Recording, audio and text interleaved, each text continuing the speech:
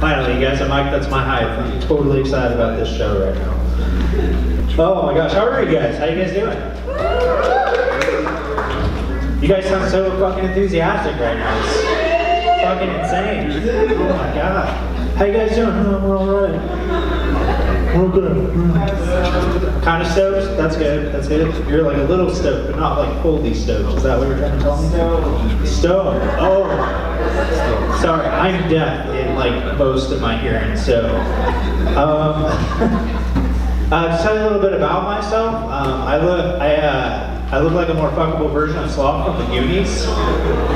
So, thank you. Yeah. Hey, you guys! Alright. I bought a DVD porno the other day. Anybody here do that recently? Yeah, it was really weird. Like the first 30 seconds of the DVD porno was a fat guy sitting in a chair holding his dong. Then I realized I forgot to turn the TV on.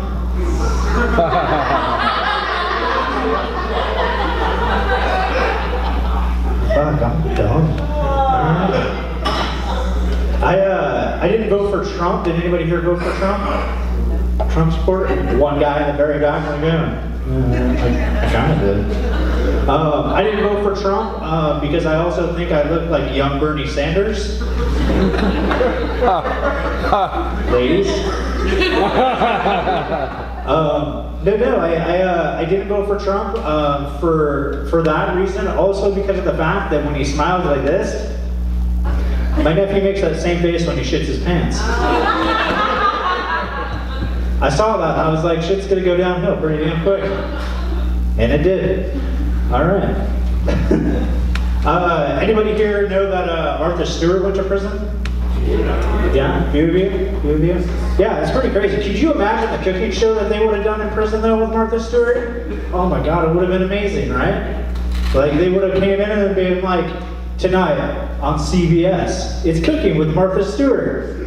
Yeah, tonight Martha's gonna make wine. Shows Martha holding like a glass of Pinot Noir.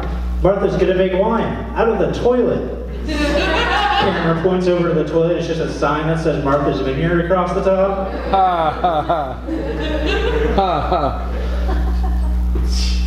Thought about that when I was stoned. Or stoked. I don't know. One of the two. I was really stoked about it, and then I got really stoned, or I got stoned and I got stoked. First come, first serve, I guess. Another little thing about myself, I'm 32. I don't date much. I actually don't go out to bars that much. Solely for the fact that the only pickup line at 32 I can come up with is, what's your thoughts on Blink-182? Damn it, she's gone. That one guy cracked up about that. Did you hear that laugh? That was fucking thing. Shit. Okay. Sorry, man. I had to. That was epic. I am 32 years old, and it's a weird thing for me getting into comedy around this age because a lot of people ask me why I got into comedy, and I give them the best honest answer I can give them, and that is that the band broke up. And then they're all like, oh, well, what was your band name called? And I was like, Marcus can't play a G chord. And they're like, Marcus, why did your girlfriend leave you? Marcus can't hit the G spot. Oh my gosh. I have a nephew, he just turned 6 just recently. I went to his birthday. It was pretty crazy because it was like, I didn't really think he could like make it to 6, but he did, and I was surprised. But the most scariest thing in my entire life happened at his birthday party.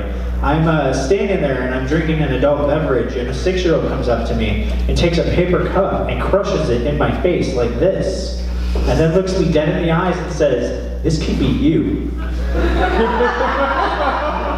I ended up having to follow that kid around the rest of the night when he was like, "Give me a juice box, motherfucker!" I was like, "You got it, mister." Oh my gosh.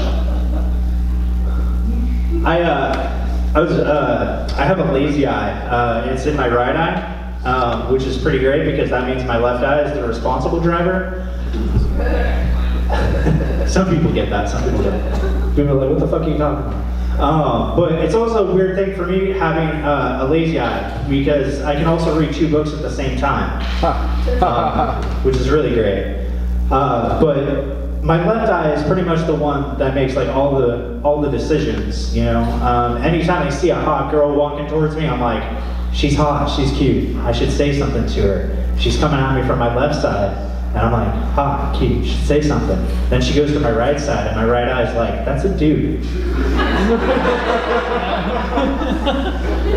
Like, clearly, you need to get your eyes checked.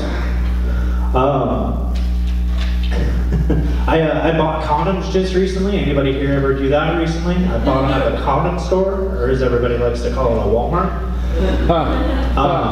Condoms are a great thing. I went to the Walmart to buy condoms, and as I was walking down the condom aisle, I saw the condoms that said "ribbed for her pleasure." So I bought as many box of those as I could, because I'm the type of guy that likes technical support.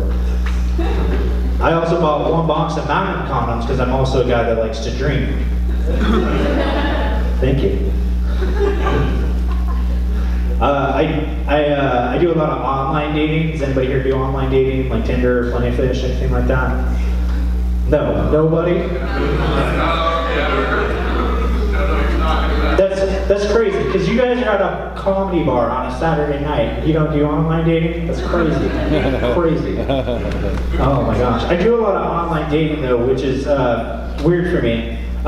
Because I get a lot of messages from like porn sites, you know, like girls who are like, oh, you should come to my site, you should see my tits, or oh, you should come to my site, you should see my boobs, which just hit me, tits and boobs mean the same thing. But I get ones from like girls who are like, oh, I bet your girlfriend can't do this, I bet she can't do that. I like to message back that specific one and be like, my girlfriend can do that, she can do all of that. And she deflates in 30 seconds, and she's machine washable.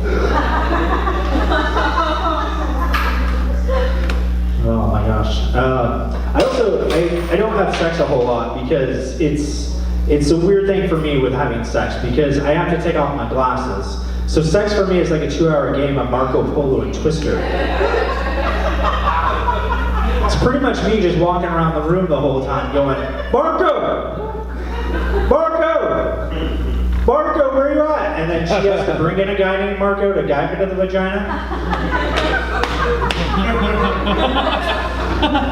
And then they just end up having sex while I cry in the corner going, you love me, Lucy. But, I don't know. I'm fucking weird. Okay. I'm gonna try to do some crowd work. How are you guys? Woo! You took her, it's her birthday today? Like 2 more days. Oh, 2 more days. Yeah. Okay. Those are gonna be babysitters. Oh, alright. Yeah, good for you guys. Happy birthday. Thank you. Yeah, that's it. That's my crowd work.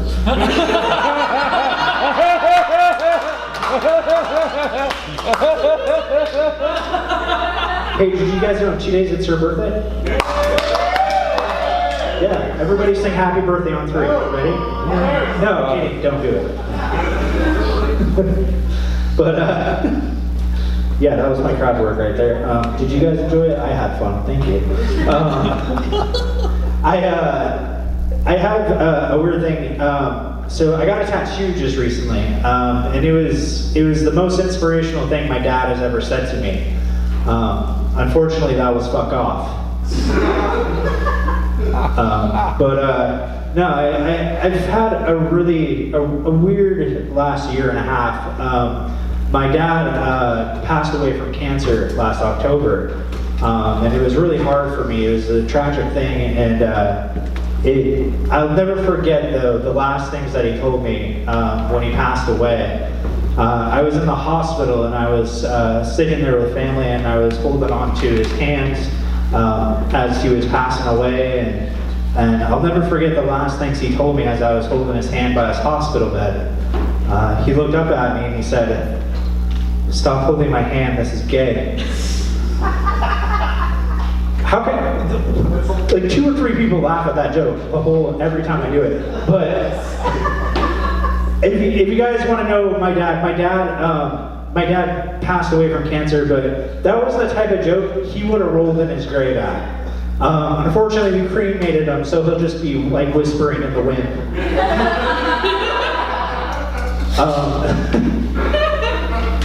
So I'm gonna end on this one here.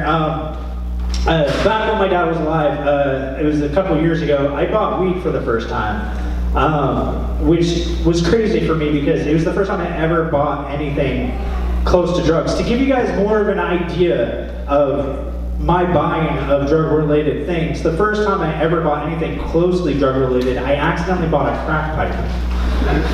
That's not a joke, that was actually a real thing. I accidentally bought a crack pipe. And I bought weed for the first time for my dad, and I was really excited about it, because the first time I ever bought weed, I was totally pumped. I was like, oh my gosh, I'm gonna buy this, and it's gonna be so great. I go into the weed store in Eugene, and I go up to the counter, and the guy comes up to the counter, and he goes, hey man, what can I get you? And I said, weed. Why else do you think I'm here? And the guy goes, all right. He goes, well, what do you want? Do you want to go, what do you want? And I was like, I had no idea what I wanted. I had a lazy eye. I had no idea what I was pointing at. And I go, I'll go with that stuff. And he like looked at me and he goes, do you want to go with the berry white or the Gorilla Glue? I was like, let's go with the berry white. I don't want the Gorilla Glue. I don't want my dad sticking around. So he pulls down a thing of the berry white. And he's like, all right, 20 bucks. So I hand him the 20. And as I hand him the 20, I hand it to him like this. And I pull my hand back, but I leave the fist open like this. And the guy took a step back, and he looked at me and he goes, are you trying to buy weed, or are you trying to jerk me off right now? I was like, dude, I'm trying to buy weed. And he's like, all right. So he takes my 20, right? And then he hands me his business card. And he goes, by the way, my name's Carl. If you want to get jerked off, meet me in the back in 20 minutes. So that's how I met Carl. That's also why I have a lazy eye. Thank you very much, you guys.